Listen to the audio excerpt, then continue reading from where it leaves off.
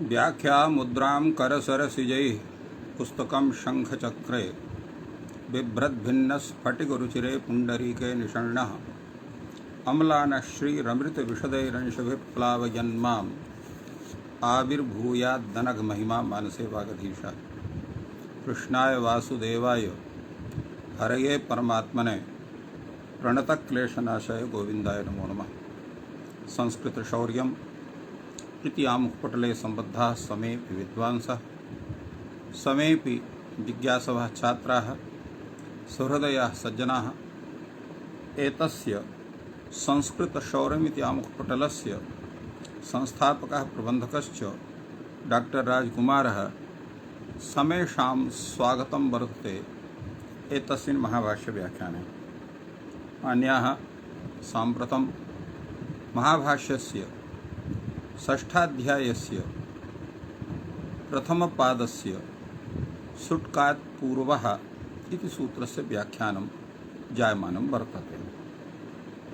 पूर्वदिने एतस्मिन् सूत्रे यः विचारः अन्तिमस्य ह्यस्तनस्य वार्तिकस्य विचारः सञ्जातः। जय श्री राम। तद्वार्तिकं वर्तते अप्रतिषेधो वा बहिरङ्गलक्षणत्वात् सुटः। अर्थात् अत्र विप्रतिषेधः नास्ति, अविप्रतिषेधो वा पुनः सुटः। किं कारणं? बहिरङ्गलक्षणत्वात् अत्र सुट् बहिरङ्गः भवति, अन्तरङ्गं द्विर्वचनं भवति। बहिरङ्गः तत्र सुट् कथं भवति इति तावत् विचारणीयम्। यतो हि पदद्वयम् आश्रित्य अत्र सुट् भवति। द्वित्वं केवलम् एकं पदम् आश्रयते, तत्रापि एकाच समुदायम् आश्रयते। अतः एक पदाश्रयत्वात् द्विर्वचनम् अन्तरङ्गं भवति। पदद्वयस्य आश्रयत्वात् सुट् बहिरङ्गः भवति। अतः तुल्यविरोधाभावात् अत्र विप्रतिषेधः न भवति, अपितु बहिरङ्गत्वात् सुटः असिद्धत्वात् अत्र द्वित्वं प्रवर्तते। द्वित्वानन्तरं तत्र सुट् कार्यं भवति इति वर्तते स्वरूपम्। एवमर्थमेव तर्हि कात् पूर्वग्रहणं कर्तव्यं चेत् अत्र कात् ग्रहणं न स्यात्। अत्र चकार इति पदे यदा सम इति उपसर्गस्य योजनं भवति तदा संपर्युपेभ्यः करोतो भूषणे इति सूत्रेण अत्र षुडागमः न स्यात्। स्यात् चेत् चकारात् पूर्वं न स्यात्। इष्यते तु ककारात् पूर्वम्, अत्र चकारात् पूर्वं स्यात्। एतदर्थम् अत्र कात् इति ग्रहणं, कात् पूर्वः इति ग्रहणं क्रियते। तेन कात् पूर्वे तत्र सुटः विधाने अत्र संश्चस्कार, संश्चस्कर्तुः इत्यादि प्रयोगाः भवन्ति इत्येवं रूपेण अत्र प्रतिपादितवान् भाष्यकारः। अत्र तत्र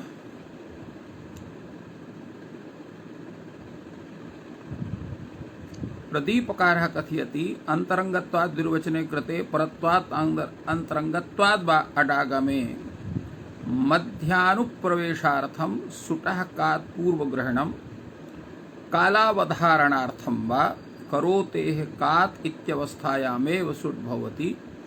कृते सुटि अड् द्विर्वचने भवतः इत्येवं रूपेण स्वीयं मतं प्रस्तुतवान्। एतद्विषये नागेशः कथयति सुटः विकरणाच्च पूर्वम् अडागमः इत्यर्थः। अर्थात् सुट् इत्यागमात् पूर्वम् अडागमः भवति। यतो हि अडागमः यः वर्तते सः अनिमित्तकः। अनिमित्तिकस्तु नास्ति एवं तु वक्तुं लुङ् लङ् श्रेणुदात्तः इति सूत्रेण लुङ् लृङ्षु विषये तत्र सुडागमः भवति, तथापि अन्तरङ्गत्वात् पूर्वं भवति इति कृत्वा अत्र अन्तरङ्गत्वात् परत्वात् अडागमः पूर्वं भवति, अनन्तरं तत्र भवति। एतद्विषये नागेशः कथयति, वस्तुतः इदं भाष्यं स्थाने द्विर्वचनं देशप्रकृत्यर्थं कात्पूर्वग्रहणम् इति पक्षे अभ्यास विषयमेव, अभ्यास विषये एतत् प्रवर्तते। अड् विषये तु अटि कृते सुटः अप्राप्त्या तद्विषयता वक्तुम् अयोग्या इति बोध्यम् अग्रिमग्रन्थस्य तदभिप्रायेणैव प्रवृत्तेः चेत्याहुः एव रूपेण स्वीयं मतं प्रस्तुतवान्। तेन अत्र यथा समकरोत् इत्यत्रापि वस्तुतः अडागमे सत्यपि कात्पूर्वः इति यद् ग्रहणं क्रियते तर्हि समस्करोत् इति तत्र स्यात्, न कश्चन दोषः। एवं रीत्या अत्र यत् नागेशस्य कथनं वर्तते यत् इदं भाष्यं स्थाने द्विर्वचनदेशप्रकृत्यर्थं कात्पूर्वग्रहणे इति पक्षे अभ्यास विषयमेव वर्तते, अडागम विषये एतद् भाष्यं नास्ति। अड् विषये तु अटि कृते सुटः अप्राप्य तद्विषयता वक्तुम् अयोग्या एवं रूपेण उच्यते। अटि सति अत्र यदा कात्पूर्वः इति न उच्यते ततः अत्र किं स्यात्, अत्र अडागम विशिष्टस्य धातोः अत्र सुडागमः स्यात्, तदर्थं कात्पूर्वग्रहणम्। अतः कात्पूर्वग्रहणम् इत्यस्य तत्रापि तात्पर्यं वक्तुं शक्यते इत्यर्थः। तदेव उत्थापयति पुनः, ननु कात्पूर्वग्रहणेन भाष्या मध्यानुप्रवेशो अयुक्तः टित्वकात्पूर्वग्रहणाभ्यां विरुद्धदेशसमर्पणेन परस्पर व्याघातात् इति धिया अत्र कालावधारणार्थं चेति इति उक्तं वर्तते। कालावधारणार्थं वा, अर्थात् कात्पूर्वग्रहणेन सुट् प्रवृत्तेः कालः लक्ष्यते, यदा करोति कादिः तदा सुट् भवति इत्यर्थः। एवं च अड् द्विर्वचनाभ्यां पूर्वमेव सुट् इति न व्यवधानम् इति वार्तिकद्वयम् अत्र प्रत्याख्यातम्। किं च वार्तिकद्वयम्? अड् व्यवाय उपसंख्यानम्, अभ्यास व्यवाय च उपसंख्यानम् इति वार्तिकद्वयं प्रत्याख्यातम् इति कथनस्य आशयः नागेशस्य। अग्रे तावत् उच्यते, क्रियमाणेऽपि वै कात्पूर्वग्रहणे अत्र निषिध्यति, अर्थात् कात्पूर्वः इत्यस्य ग्रहणमपि क्रियते तदापि एतत् न सिद्ध्यति, अत्र न सिद्ध्यति। कथं न सिद्ध्यति? न हि अयं कात्पूर्वग्रहणेन शक्यः मध्ये प्रवेशयितुम्। अत्र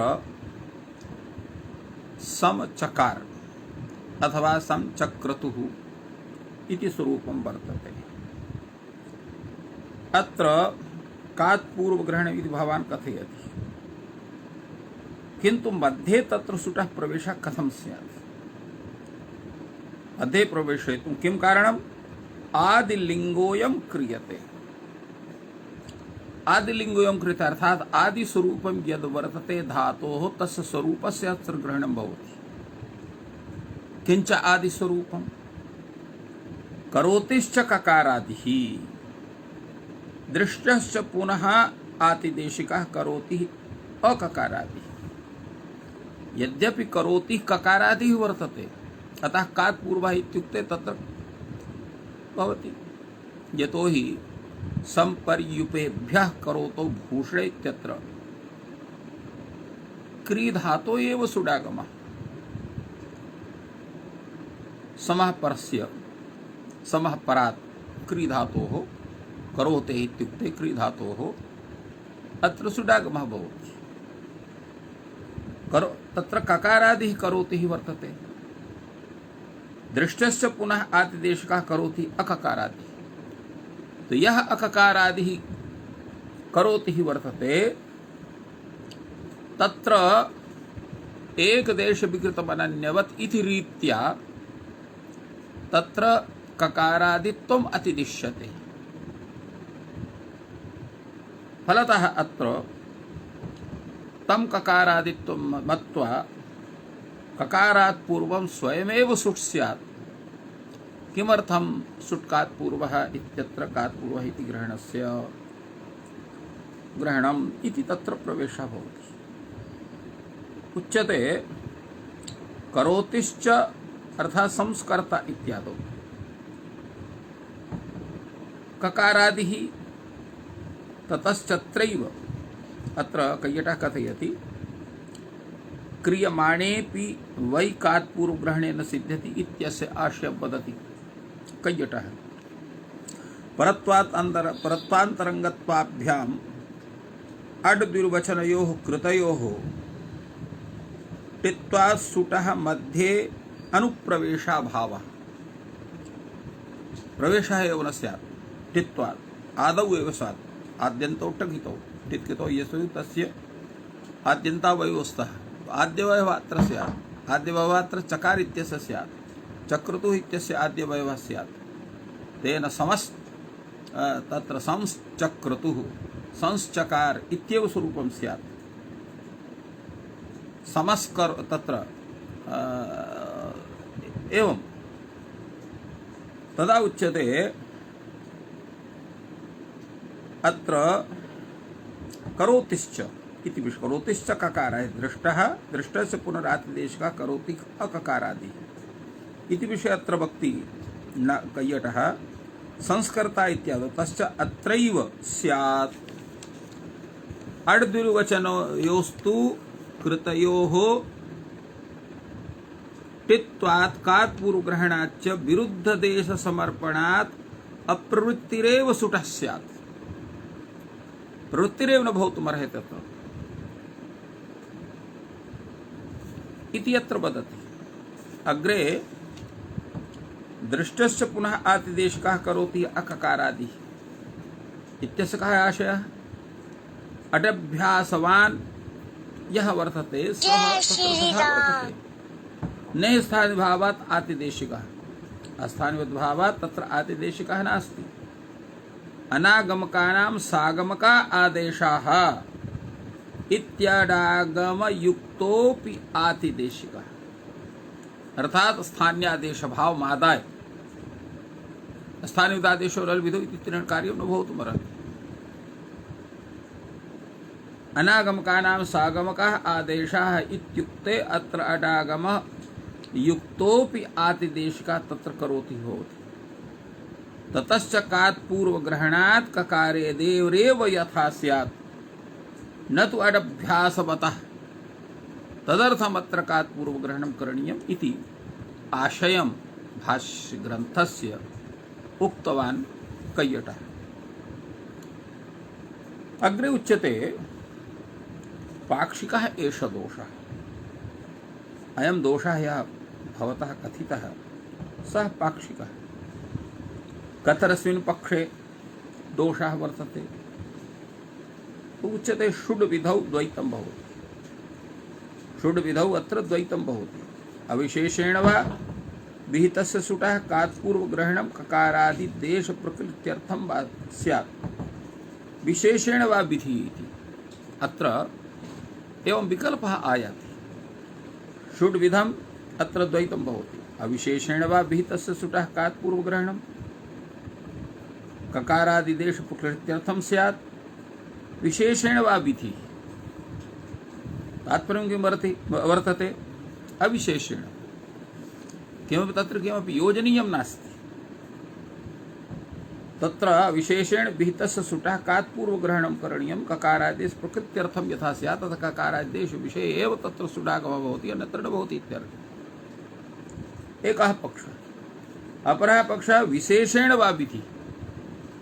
यद्यपि पूर्वः प्राप्तः किन्तु तत्र पूर्वं प्रबाध्य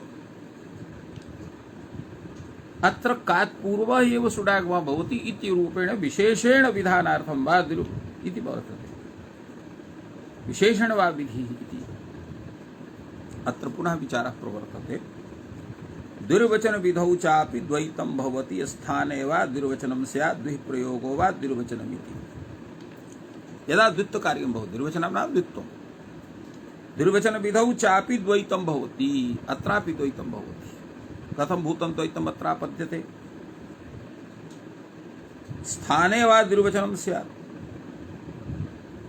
अर्थात तत्र द्वित्व रूपः आदेशः भवति इति स्थाने द्विर्वचनं नाम।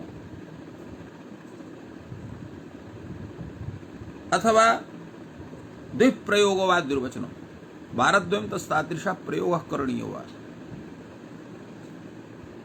तो एवं रूपेण कीदृशं स्वरूपम् अत्र ग्राह्यम् इति प्रश्नः उदेति। स्थाने द्विर्वचन रूपं वा द्विप्रयोग रूपं वा इति अत्रापि पक्षद्वयं द्विर्वचन विधौ अपि प्राप्तं भवति। अग्रे तावत् उच्यते तद् यदा द्विप्रयोग द्विर्वचनम् इति पक्षः अविशेषेण विहितस्य च सुटः कात् पूर्वग्रहणं देशप्रकृत्यर्थं तदैव दोषः। यदा द्विप्रयोगः द्विर्वचनम् इति पक्षः उच्यते अविशेषेण विहितस्य च सुटः कात् पूर्वग्रहणं देशप्रकृत्यर्थम् अत्र क्रियते। तेन ककारात् पूर्वः एव स्यात् अन्यत्र न वा भवेत् इत्यर्थः। तत्र अविशेषेण विहितस्य सुटः कात् पूर्वग्रहणं देशप्रकृत्यर्थं तदैव अत्र दोषः। यदा स्थाने द्विर्वचनम् इति पक्षः वर्तते तदा यद्येव अविशेषेण विहितस्य सुटः कात् पूर्वग्रहणं देशप्रकृत्यर्थम् अथापि विशेषविधिः तदा दोषः न भवति। विशेषविधित्वात् तत्र एतस्य आशयं कैयटः सम्यक् प्रकटयति। सः कथयति कात् पूर्वग्रहणम् अडभ्यास व्यवाय निवृत्त्यर्थं वा स्यात्। कात् पूर्वग्रहणं यद् वर्तते तस्य अयम् आशयः अडभ्यास व्यवाय निवृत्त्यर्थम्। अर्थात् तत्र अडव्यवायः अभ्यासव्यवाय तस्य निवृत्त्यर्थं वा अत्र वर्तते। कात् पूर्वग्रहणम् अडव्यवाय निवृत्त्यर्थं वा स्यात् प्राप्त्यर्थं वा अत्रापि पक्षद्वये सम्भवः इति वदति कैयटः। अविशेषेण अर्थात् काल विशेष विशेषानंगीकरणम् अविशेषः। अविशेषः नाम किम्?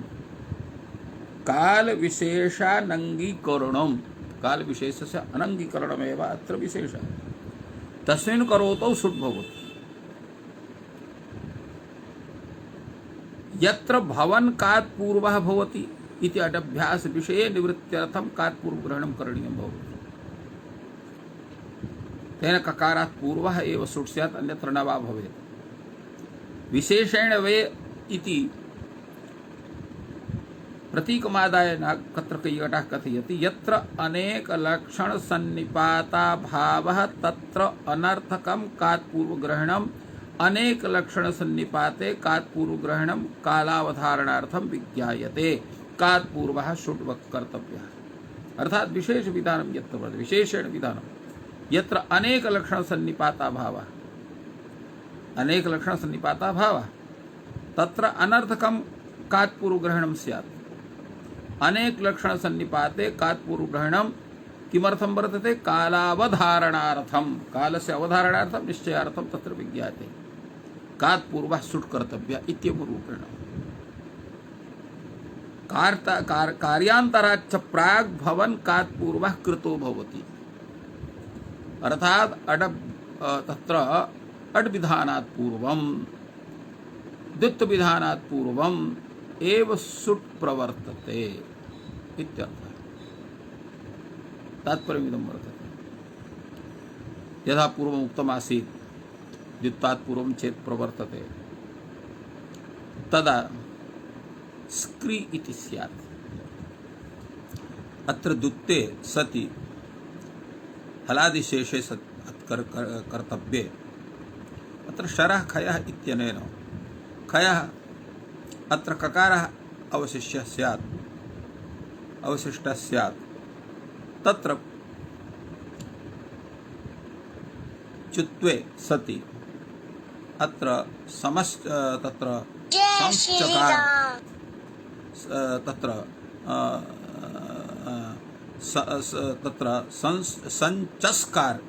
संचस्कर क्रतुः एव रूपेण तत्र स्वरूपं स्यात्।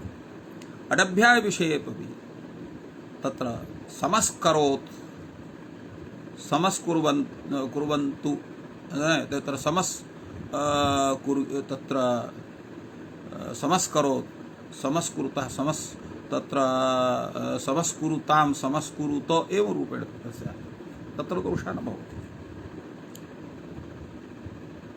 अग्रे तावत् उच्यते तद्यथा द्विप्रयोग इति प्रतीकमादाय कैयटः कथयति उच्चारण क्रियाभेदात् शब्दो भिद्यते।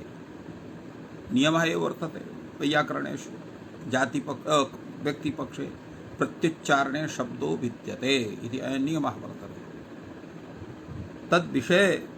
विषयम् अधिकृत्य अत्र वदति कैयटः उच्चारण क्रियाभेदात् शब्दो भिद्यते इत्यभ्यासेन परस्य ककारादे रूपस्य व्यवधानात् संपरिभ्याम् उत्तरः अनन्तरः करोति ककारादिः न संभवति सुटः अप्रसंगः यदा तु कालावधारणार्थं कात् पूर्वग्रहणं तदा विशेष विधिर्भवति इति अकृते एव द्विर्वचने शुट् अत्र क्रियते इति न दोषः। स्थाने द्विर्वचने इति पक्षे साम्यद्भावात् एक एव करोति स च अव्यवहितः इति चकारात् पूर्वः सुट् प्राप्तः सः न भवेत् कात् पूर्वः भवेत् इति कृत्वा अत्र कात् पूर्वग्रहणम् अत्र कृतं वर्तते। अतः दोषः भावः नास्ति। विशेष विधाने पूर्वे सुट् क्रियते इति पक्षद्वयेपि दोषाभावः इत्येवं सम्यक्तया प्रतिपादितवान् कैयटः। अग्रे तावत् भाष्यकारः वदति दुःप्रयोगे चापि द्विर्वचनेन दोषः संपरिभ्याम् इति नैषा पंचमी का तर्हि तृतीया। संपरिभ्याम् करोतो भूषणे अत्र संपरिभ्याम् इति पंचमी नास्ति अपितु तृतीया वर्तते। द्विप्रयोगे चापि द्विर्वचनेन दोषः संपरिभ्याम् इति नैषा पंचमी का तर्हि तृतीया संपरिभ्याम् उपसृष्टस्य इति व्यवहिताश्चाप्युपसृष्टो भवति। अर्थात् सम उपसृष्टस्य परि उपसृष्टस्य करोते सुडागमः उपसृष्टत्वं व्यवहिते अव्यवहिते सर्वत्र भवति। अतएव भाष्यकारः कथयति व्यवहितश्चापि उपसृष्टो भवति। उपसृष्टो नाम संबद्धः इत्यर्थः। द्विप्रयोगे च द्विर्वचने द्वयोः साधारणो अर्थः द्वौ अपि अर्थवन्तौ परस्य रूपस्य अर्थद्वारकः उपसर्ग संबंधः न विरुध्यते। समुदायस्य तु अर्थवत्ताम् आश्रित्य पक्षते तत्र विसुस्वाप अत्रापि अनर्थकत्वं तथा नास्ति। अग्रे तावत् वार्तिक ग्रन्थः वर्तते उपदेशिवद्वचनं च। अत्र उपदेशिवद् भावः कथनीयः, उपदेशिवद् भावश्च वक्तव्यः। किं प्रयोजनम् इति प्रश्नः भवति। अत्र उपदेशिवद् द्विवचनम् इति विषये कैयटः कथयति यदा उपदेशिवद् भावः न क्रियते अन्यथा पदद्वयाश्रयत्वात् अत्र सुटः बहिरंगत्वात् असिद्धत्वात् लिटि गुणः न स्यात् चंगी च दीर्घो लघु इति दीर्घ प्रसंगः भवेत् एवं रूपेण उपदेशोद्वचनस्य विषये अत्र कैयटः अत्र कथयति। अत्र यः प्रश्नः भाष्यकारेण उत्थापितः यत् उपदेशोद्भावस्य किं प्रयोजनं वर्तते तद्विषये अत्र वार्तिककारः कथयति लिटि गुण चंगि दीर्घ प्रतिषेधार्थम। लिटि परे लिटि गुणार्थम चंगि दीर्घ प्रतिषेधार्थम। लिटि परे गुणार्थम अत्र उपदेशोद्वचनं करणीयम्। चंगि परे दीर्घ प्रतिषेधार्थम। तत्र उदाहरणं कुत्र वर्तते? लिटि गुणार्थम तावत् संचस्करतुः अत्र संचस्क्रि अतुस् अत्र गुणः भवति।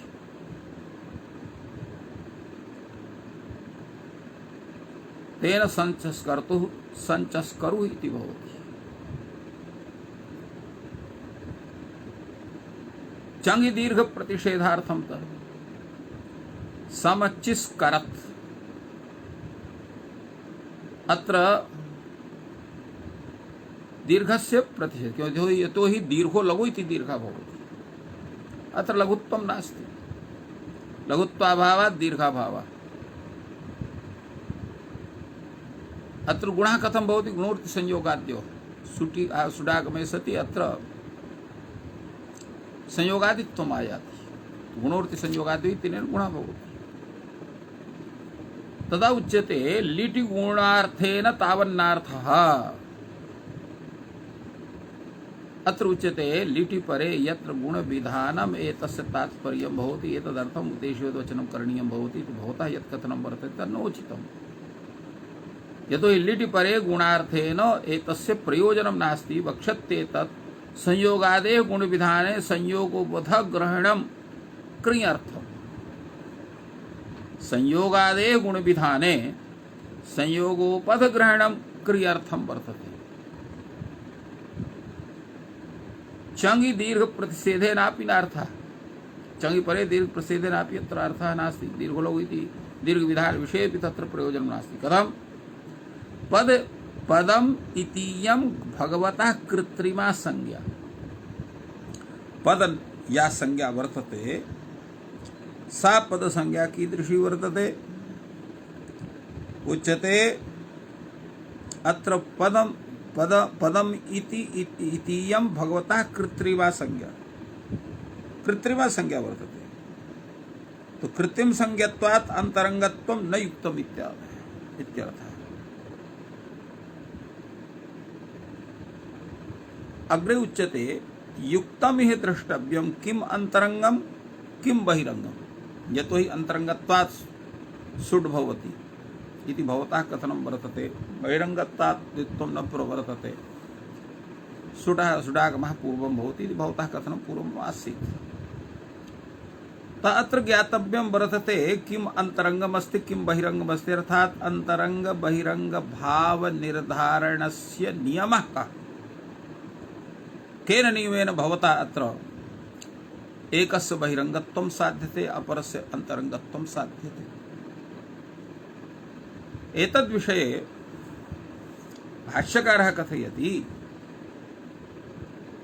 धातूपसर्गयोः कार्यं यत् तत् अंतरंगम्। धातुपसर्ग विषयकं यत् कार्यं धातुपसर्गयोः इत्यत्र विषय सप्तमी वर्तते। धातुपसर्गयोः विषये यत् कार्यं तत् अंतरंगं भवति। अतएव यत् तत् इति कथितं वर्तते। षष्ठी चेत् स्यात् तर्हि धातुपसर्गयोः संबद्धं यत् कार्यं, किन्तु अत्र धातुपसर्गयोः विषय सप्तमी वर्तते। कुत एतत्? कथम् अयं सिद्धान्तः भवता अंगीकृतः वर्तते यत् धातुपसर्गयोः कार्यं यत् तत् अंतरंगं भवति? उच्यते पूर्वं हि धातुः उपसर्गेण युज्यते पश्चात् साधने।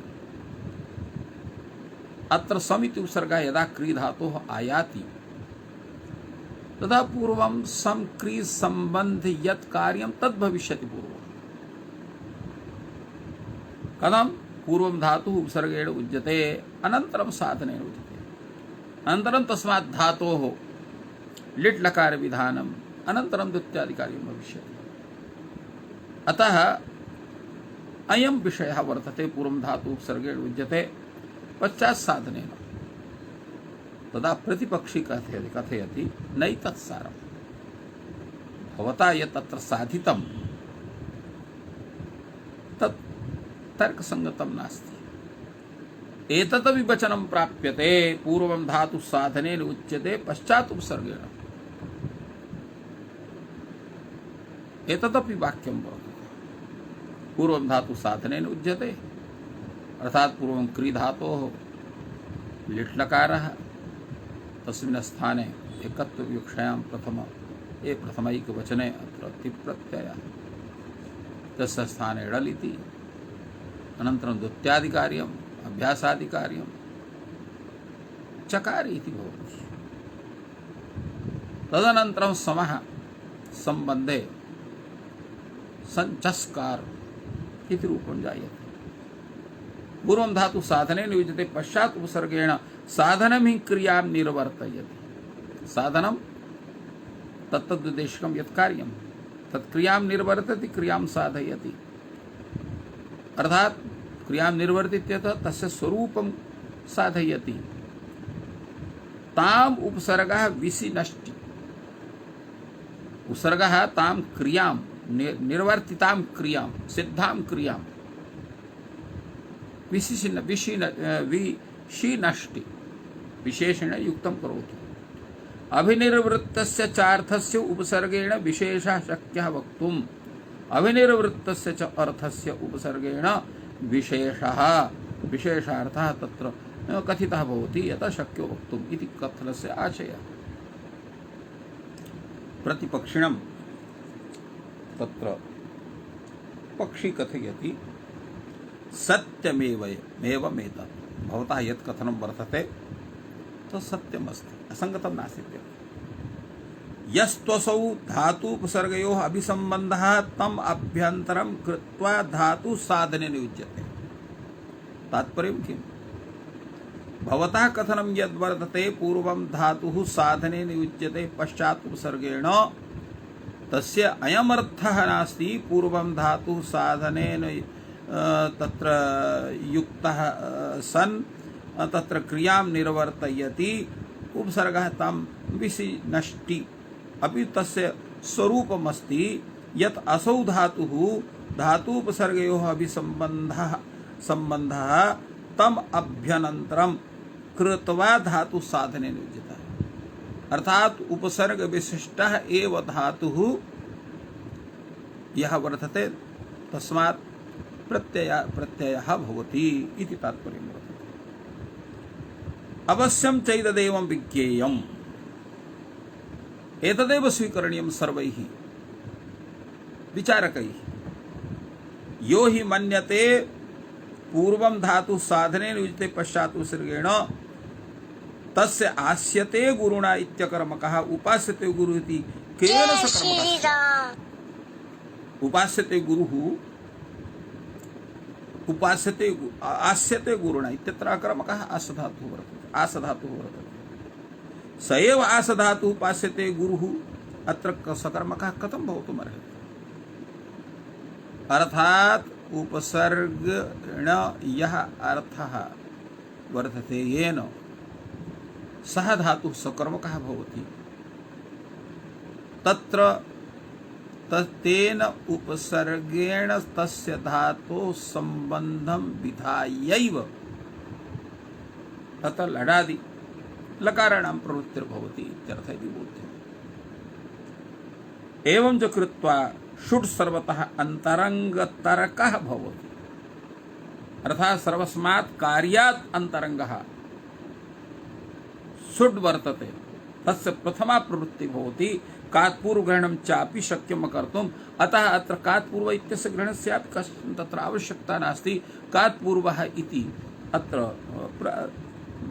तत्र प्रत्याख्यायते इत्यर्थः। तो एवं रूपेण अत्र भूयान् विचारः वर्तते। अत्र विषये पूर्वं धातुः साधनेन युज्यते पश्चात् उत्सर्गेण इति एकः पक्षः, पूर्वं धातुः उत्सर्गेण युज्यते पश्चात् साधने इति अपरः पक्षः। अनयोः पक्षयोः विषये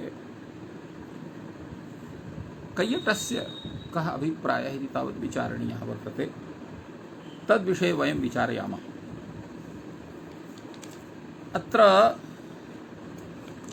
पूर्वम् अत्र भाष्ये यदुक्तं वर्तते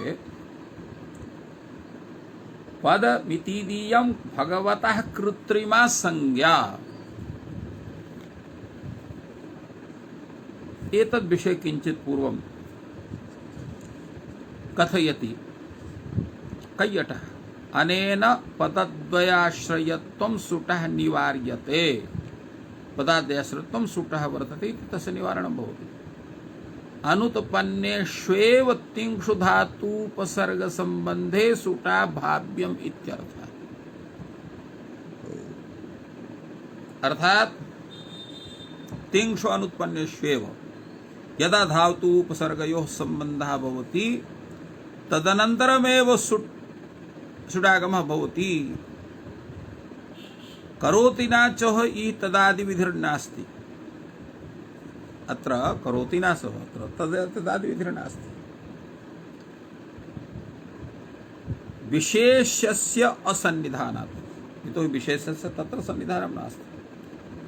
अतः क्रीकम इत्यत्र समासाधिकारात् समासेन आक्षिप्तम् उत्तरपदं कृत शब्देन विशेषते इति भवति तत्र तदादि विधिः। अर्थात अतः क्रीकम कंशकुंभ इत्यादि सूत्रे तदादि विधिः भवति। कथम उत्तरपदत्वेन तस्य ग्रहण सामर्थ्यात्, किन्तु अत्र तथा नास्ति। अतः अत्र तत्र लडादि विधानात् पूर्वमेव समसंबंधे सुडागमस्य प्राप्तिर्भवति इत्यर्थः।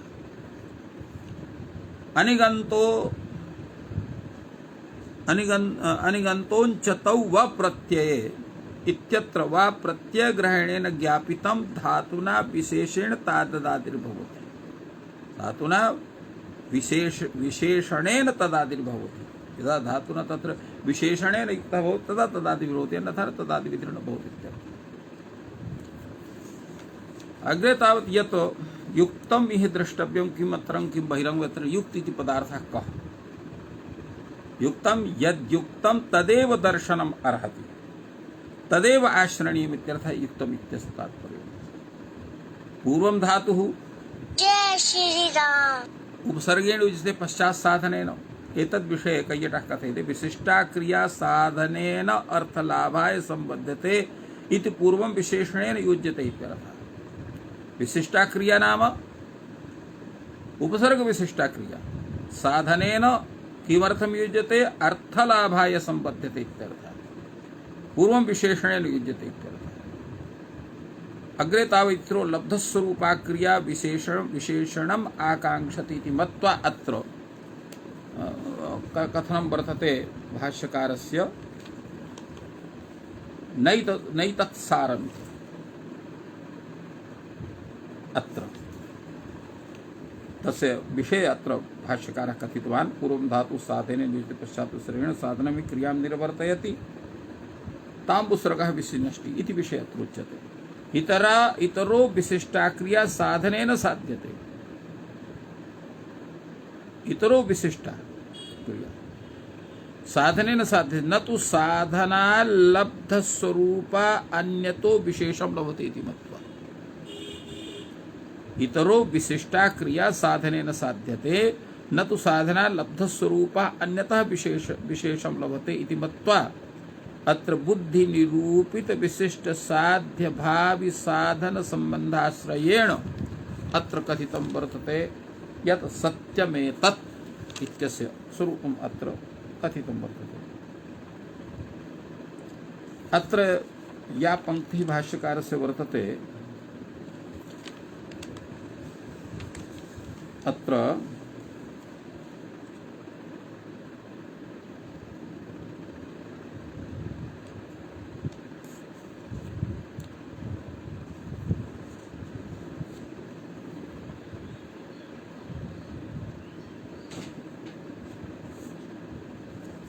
एवं च कृत्वा सुट् सर्वतः अंतरंग तर्को भवति।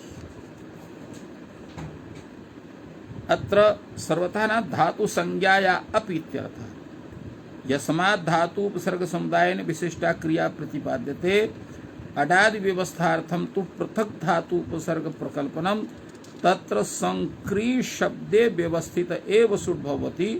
पश्चात् समुदाय वयवस्य तेन अर्थेन अर्थवतः धातु संज्ञा, अर्थात पश्चात् समुदाय वयवस्य तेन अर्थेन अर्थवतः धातु संज्ञा भवति। अतएव तत्र धातु स्वरूपं तादृशं तिष्ठति। अत्र अंतरंग तर्कः इति यः भाष्यग्रन्थः तद्विषये नागेशः कथयति। साधन संबंधोत्तरम उपसर्ग संबंधे संक्रीति इति स्थिते अंतर्भूतार्थक निमित्तकत्वात् बाह्य साधन संबंध निमित्त द्वितीयादिकार्यात् अत्र सुट् अंतरंग तरः भवति इति तस्य तात्पर्यं वर्तते। ईदृशे स्थले अयमेव साधुत्वान्याख्यान प्रकारः। अतएव उपपद्मति इति सूत्रे धातु उपसर्गयोः समासाशंक्य पूर्वं धातु साधने इति पूर्वं तिङ् विशिष्टेनैव सामर्थ्यं स्यात्। तत्र अतिङ् इति निषेधात् न तिङन्तेन एकार्थी भावः इति रूपेण तस्य समाधानं तत्र दत्तं वर्तते। तिङां द्योतकत्वमेव तद्भावः, तिङां वाचकत्वं नास्ति। अतएव तत्र उक्तं वर्तते तत्र द्योतिका वाचिका वास्यु द्वित्वादीनां विभक्तयः एवं तत्र उक्तं वर्तते। तो इत्थं भूयान् विचारः अत्र प्रवर्तते।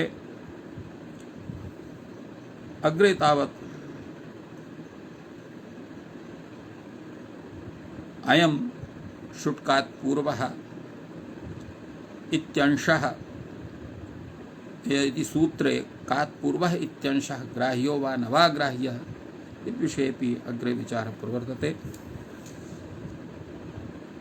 वयम् अत्रैव विरमामः। सर्वेभ्यो नमः। जयतु संस्कृतं, जयतु भारतम्।